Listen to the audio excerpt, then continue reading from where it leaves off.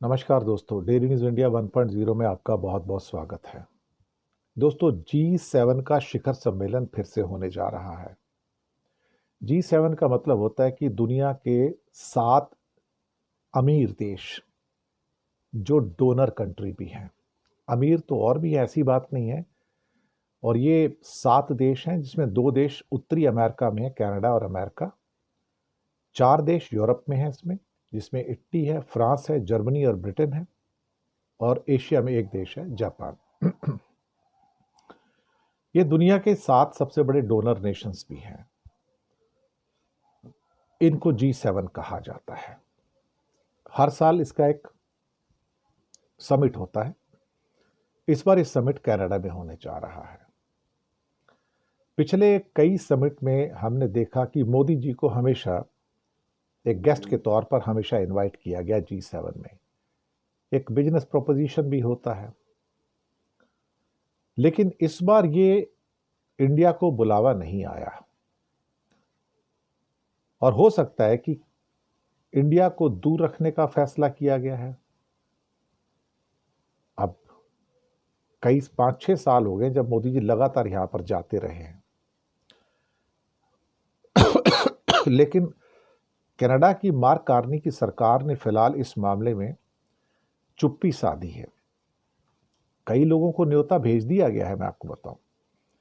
और उसमें south Africa भी है, उसमें यूक्रेन भी है।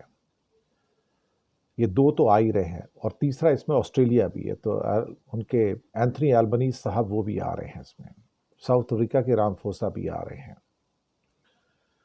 अब सवाल ये पैदा होता है कि इस बार भारत को क्यों नहीं आमंत्रित किया गया।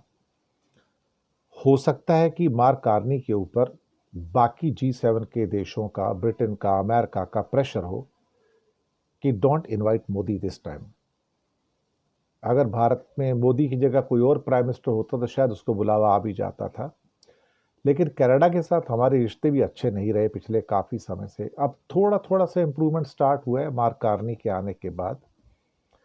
और फिर उनकी जो नई विदेश मंत्री आई हैं, अनीता आनंद, इंडियन है वो भी, उनकी जयशंकर से बात भी हुई।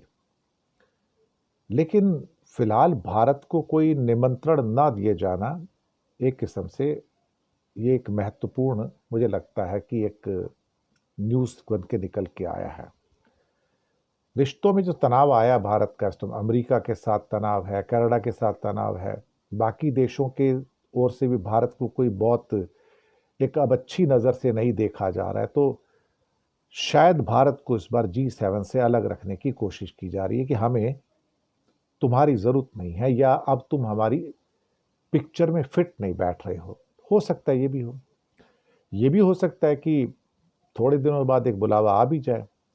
लेकिन शुरुआती दौर के अंदर जो निमंत्रण गए हैं उसमें जो मेजर न्यूज़ अभी निकल के आ रही है कि G7 शिखर सम्मेलन में कनाडा भारत को न्योता नहीं भेज रहा है। मुझे लगता है कि बड़ी खबर है। बड़ी नहीं, बहुत बड़ी खबर है ये। शुक्रिया।